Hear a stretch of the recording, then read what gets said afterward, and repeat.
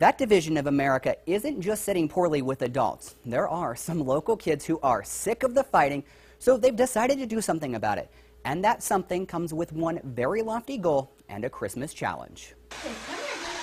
In this Idaho Falls living room, there's a lot of laughter, chatter, and just like compliment somebody. One very big message from some pint-sized kiddos. It's a message coming in the form of a video. I can't believe I'm the one that has to be telling you this. This video. Grow up and start acting your age. Whoa now. I'm sick of these politics. Okay. You are pathetic. If you don't change what you're doing, I'm going to send you guys to your rooms with no dinner and no ice cream and without your cell phones. So listen up. Yes, Sarah, I'm listening. It's time to start being nice. Oh, and that is their message. Pretty simple, right? Well, not so fast. While the message is simple, the goal is quite a bit harder. Just put it on the news so people can see me. Done. That's Caden. He's a friend of Sarah's, and a big part of the video, you just don't see much of him. He's the one with the really big goal. 8 million before Christmas. There you go. It's okay. So you want 8 million views before Christmas. Why? So that we can change the world. Wow, Caden, that's a tough goal. But this 7-year-old, he's on a mission, and he's hoping to achieve it with the help of Sarah and this video. See, it's not that hard. Maybe not. Sarah, Caden, and their siblings spent a few hours last week making this video to change the world. The goal behind the video, outside of the 8 million views.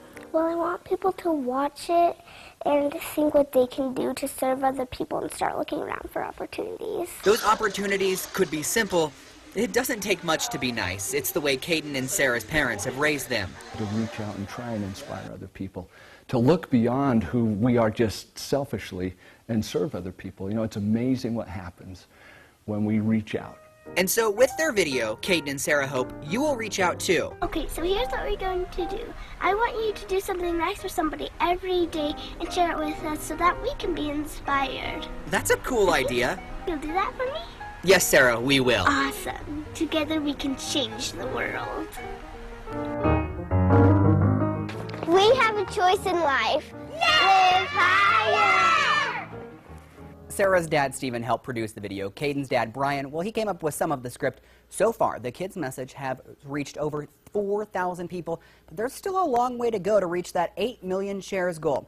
So friends, I need your help. As Sarah said, let's do an act of kindness every single day. Then I want you to share it on social media, and we want you to use the hashtag #LiveHigher and help us help Caden and Sarah reach that 8 million goal by Christmas. If you'd like to learn more about the Live Higher movement, just search for their Facebook page. It's simply Live Higher. Finally, the sound of winter has arrived in eastern Idaho. The sound of spinning tires is common throughout the area. It's wet, it's slick. That's Lou. She spent most of the day shoveling the snow off her sidewalks, and she isn't looking forward to getting behind the wheel. She's not worried about herself, though. She's worried about others on the road. Use your signal lights. That's my biggest pet peeve. No signal lights. I'm not a mind reader. Lou is right. Snow-covered roads seem to bring out the worst in drivers. Dave Mason is a driving instructor of 20 years. People have habits, and the problem with habits and snow is they don't really go well together. So here's the deal. Not used to winter driving or not, the first real snowfall is not your license to forget common road rules like slowing down. It takes longer to stop than in normal conditions. Now, I've been out this morning.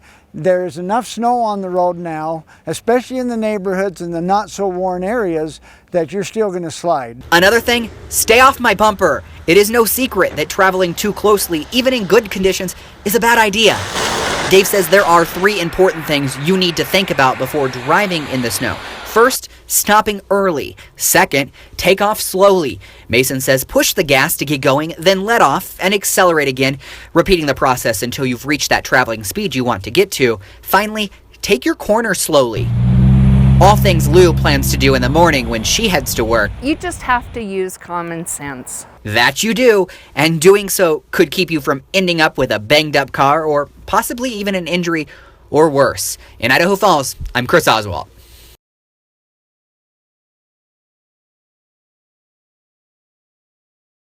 Todd, 2016 is on track to have the highest number of attacks on police officers since 1973. That is not including 9/11, though. Tonight, those men and women who put on that uniform every day to protect and serve these neighborhoods like the one we're in are being attacked by those they are serving. I've got an officer down in front of headquarters. They are the words now being said all too often in America. Men and women in law enforcement being attacked and killed simply for doing their job. There's a lot of animosity for law enforcement right now, something that we're always aware of, but in light of recent events, that's definitely peaked. Tony Glynn is a sergeant with the Bonneville County Sheriff's Office. He's been on the force for 12 years. He says the threat each and every day is real, more so now than ever before. There's definitely an increase in the amount of crime against officers. I don't know if it's because of the extra media attention or what the reasoning for it is nationwide, but it's obviously something that's affecting the nation and is affecting law enforcement. Sergeant Glynn says every call is dangerous. You never know what you're walking into. Take this scene in Lewiston Monday. A routine traffic stop turns into a life or death situation for the officer. A man comes out of the trunk armed with what appears to be a gun. Lewiston police officer Tom Woods wrestled the man to the ground. There have been a lot of events that have been happening with police agencies across the nation in the past few months that have been quite horrific and have shown a propensity of violence toward police. And this incident shows that can happen right in our backyard. The threat facing law enforcement doesn't just come from those with firearms. Anything a criminal can get a hold of can be used as a weapon. Take what happened in Utah just a few weeks ago when 3 men running from police hit an officer deploying spike sticks, killing him. Sergeant Glynn says he understands no one wants to see police, but he says they aren't out to hurt anyone. If you call us, we're going to come and help you. A simple task in a very dangerous field, done by men and women who put it all on the line and hope to simply go home to their families each and every night. Not coming home is not an option for us. That's not the way we train. That's not the way we think.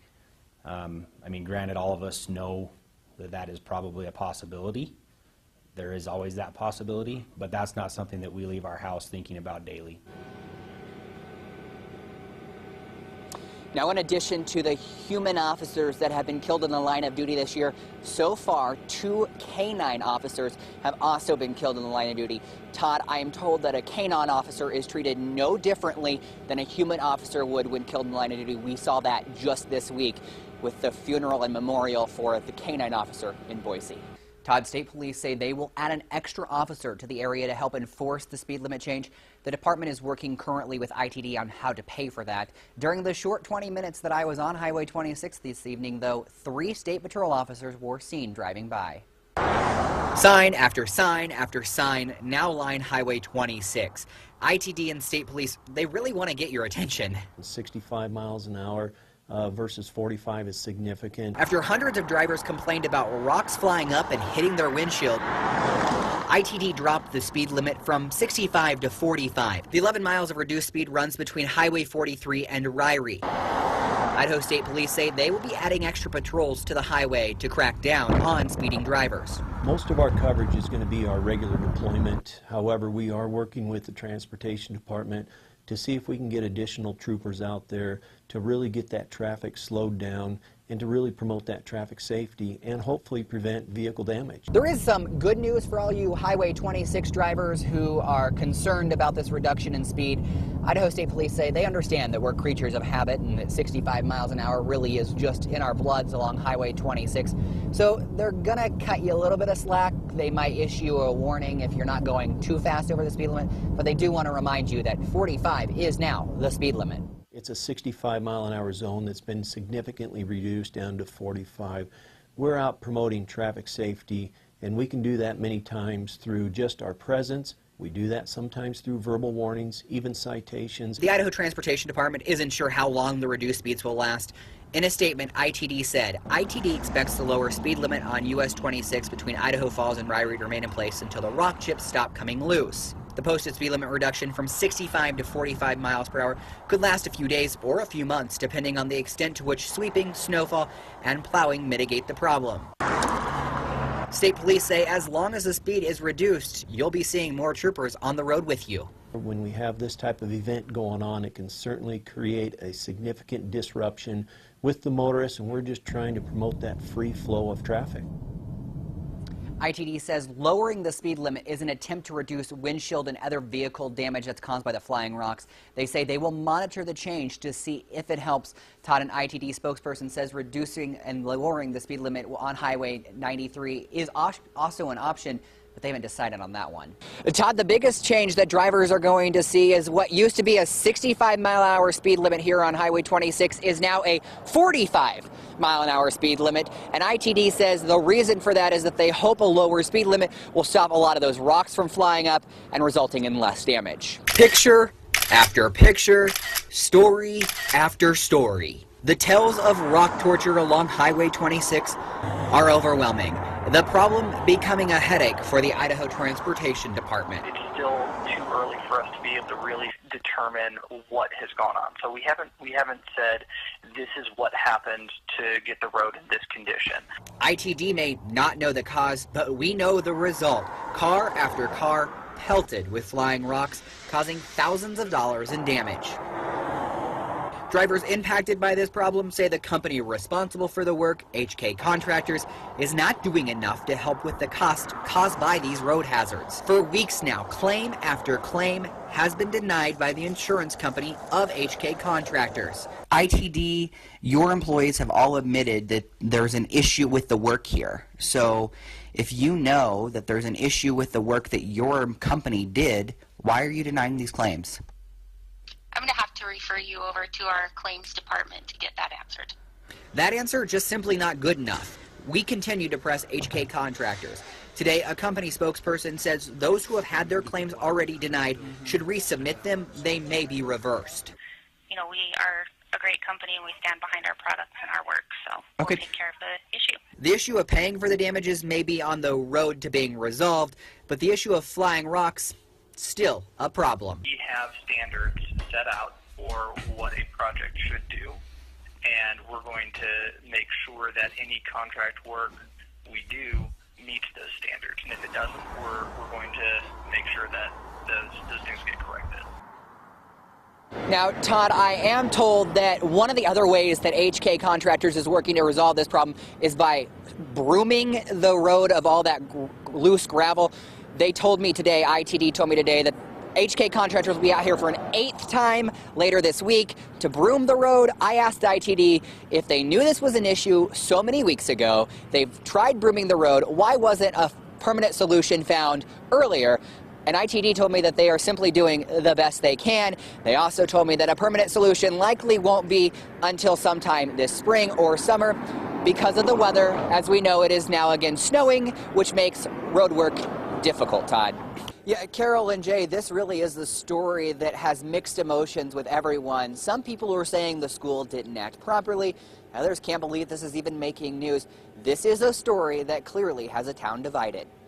Scroll down our Facebook page and the comments are wide-ranging. Some supporting the kids caught on campus with pot, others in disbelief there's even an issue. Take Don Robertson, for example. He is a son of Blackfoot High and writes in part, I know for a fact that were he suspended from school that he would not be allowed to participate in any school sports, hence the reason they are drug tested.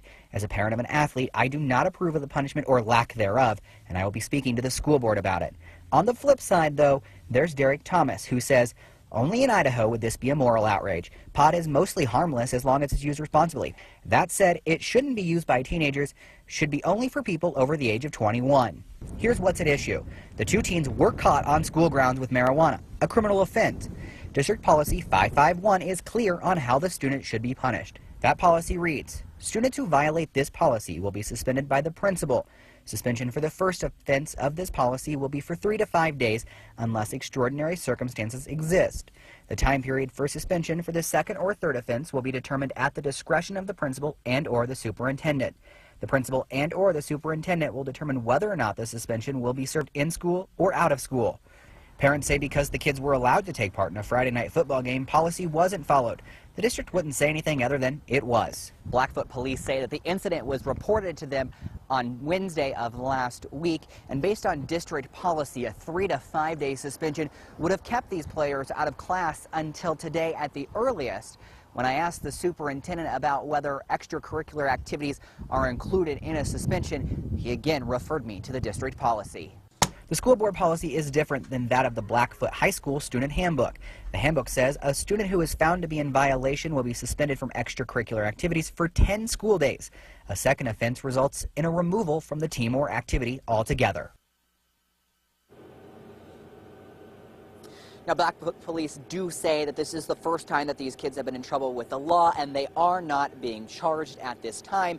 However, Carol, that could change if they were to get in trouble with the law again. The police chief says if that were to happen, charges on this case could be filed. Reporting in Blackfoot, I'm Chris Oswalt.